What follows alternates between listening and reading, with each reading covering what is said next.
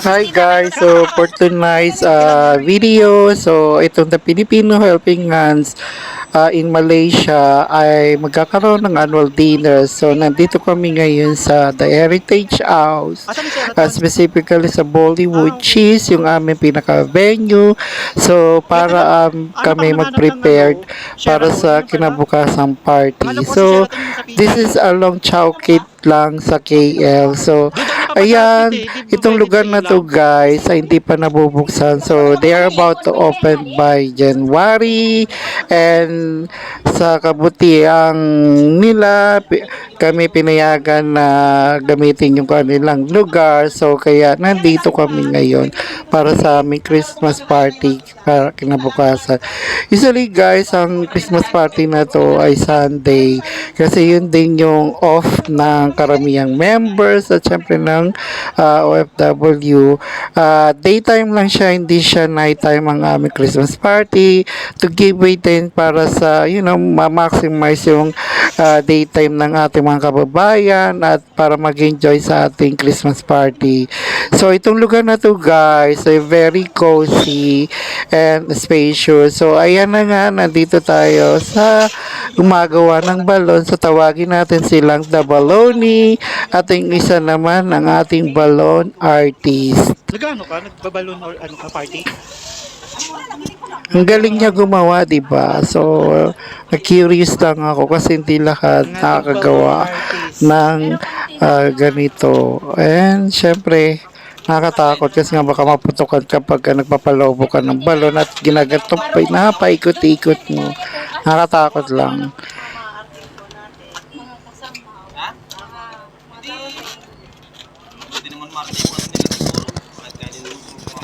So, ayan na nga, pagkatapos niyang pagsama-samahin yung balon, so nakabuo siya ng kalahating arc. So, mamaya, i-consolidate niya yung mga balloons na yan at ilalagay dun sa aming stage. So guys, so as you can see, so amin nang ilalagay itong balloons dito sa aming stage at syempre mataas and syempre mga tali-tali lang yan. So we need to be careful the same time. So yan yung outcome niya after namin gawin. So maganda siya guys. What can you say about sa aming pag-decorate? So, dito na nga, pagkatapos namin mag-decorate, so we are going back home na Ay pala, ano and station magpahinga nito? para sa aming kinabukasan na Christmas party. So, I'm just showing you the place around lang.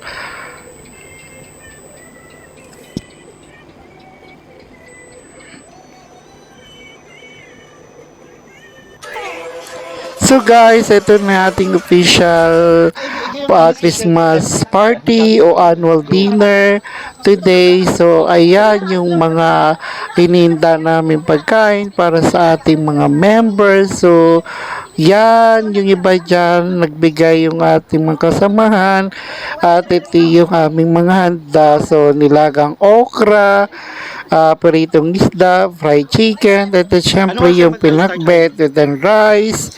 Diba? So, as you can see, ito yung ating mga kababayan. Habang naghihintay tayo ng ibang members na parating. Yes, support my vlog. David na So, I wanna tour you first. So, while waiting for the other members to come. So, ayan, ang aming dress code today should be red.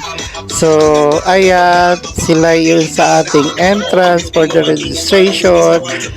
And ayan, syempre, kailangan magkasiyahan muna habang hinahantay yung iba natin mga kasamahan na parate. So, ayan ulit guys, yung ating mga foods.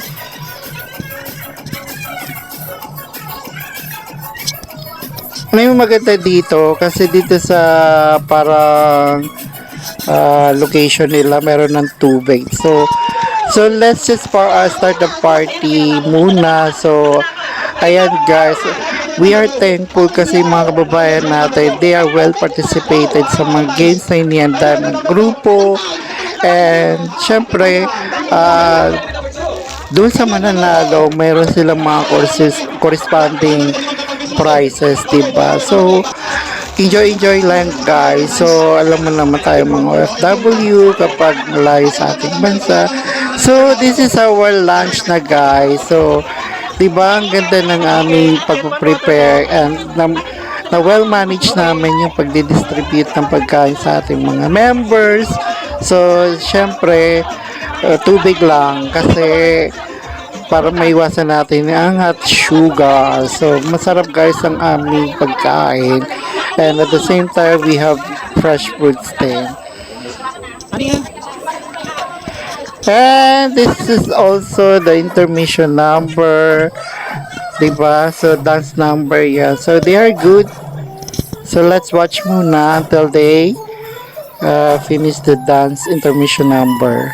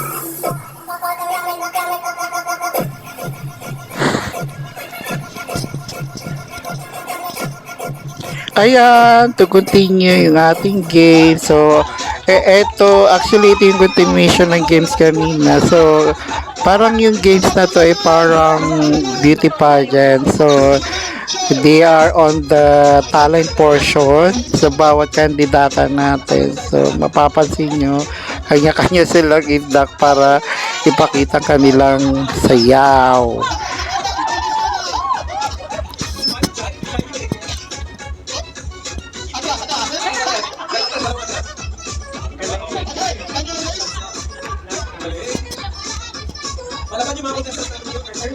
And kami dito sa kitchen, syempre nagkakagulo.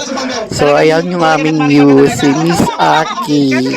Siya guys, yung ating balloon artist. So, ayan, si ate tinatanong about sa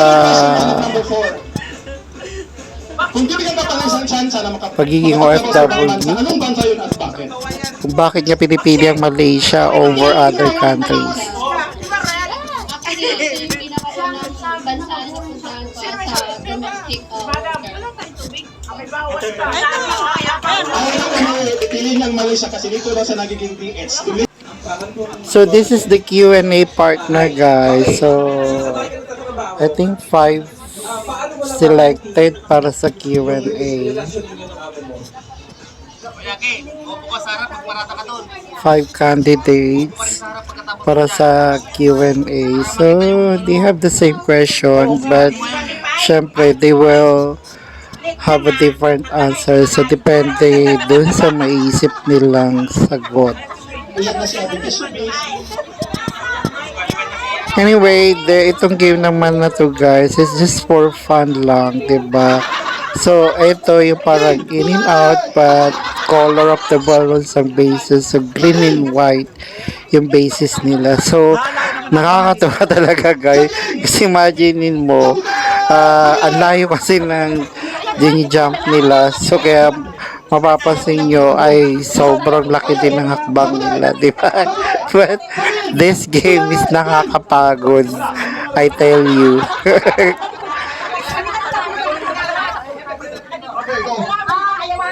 And of course, so this game naman ay pilian kung sino yung the best dress.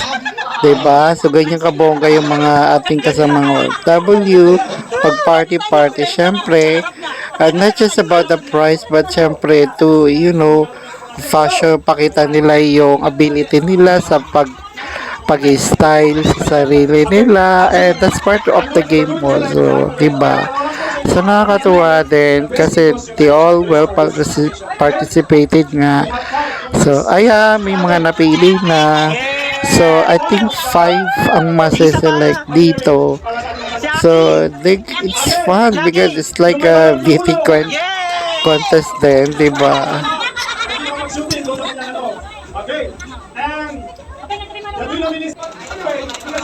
So, from top 5, so, yung pinaka-final winners are 3. For consideration ng ating committee members. So, ayan. Si ate na nakatudo, siya yung first selected, and of course si Miss Aki, and there's another one to be selected out as partner 3, diba?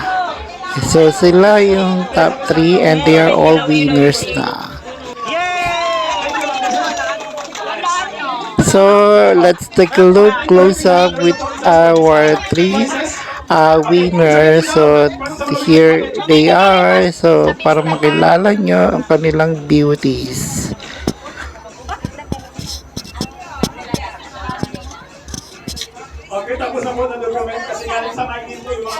And we wanna thank also yung sponsors ng ating prizes from Vista Land dito sa Malaysia. And this game guys, nakakatuwa to. But you know what? Masakit pala yung balon pag naputukan ka kasi lalo na pag manipis yung damit mo. Tagwas hanggang tiyan at balat mo yung parang pinipitik na alam mo yung goma. Ano katawa kasi pag hindi pumuputok talaga kawawa talaga yung nasa upuan na paulit-ulit kang dinadagan na, di ba? So, sobrang nakaka-enjoy itong game na to.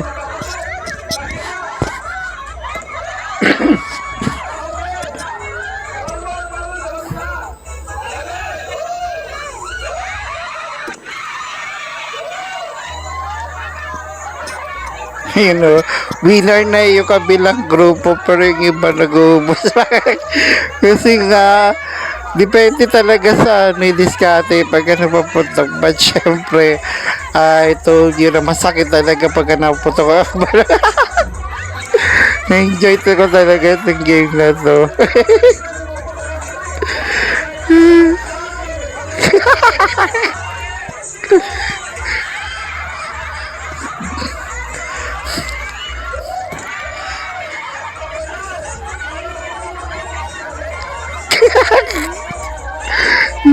Ito talaga yung lapong to.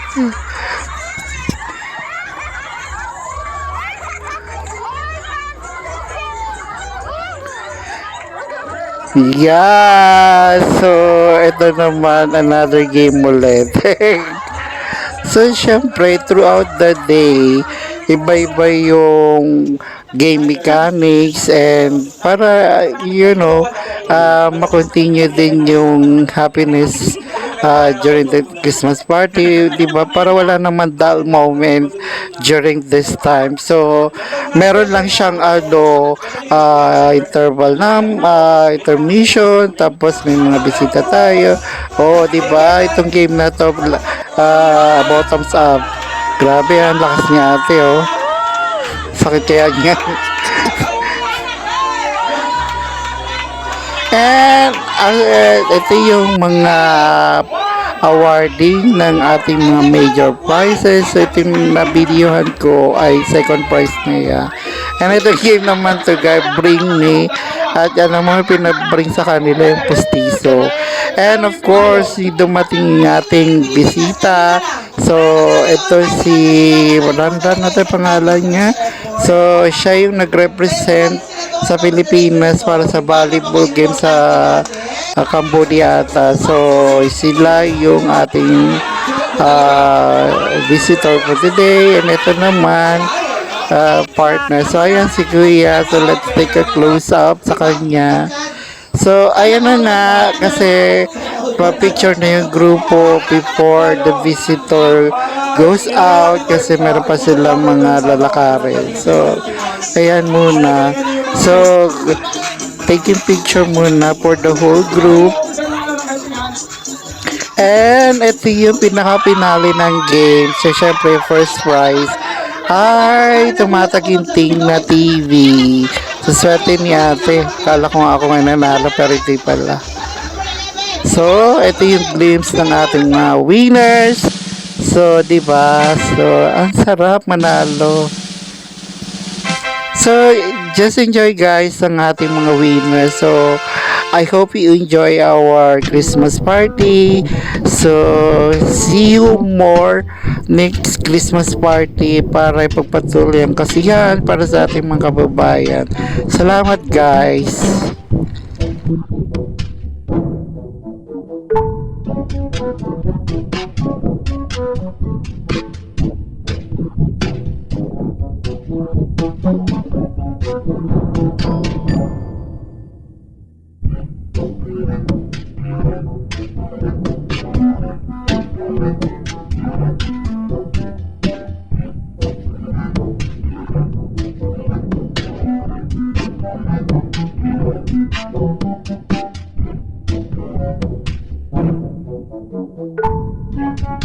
Thank you.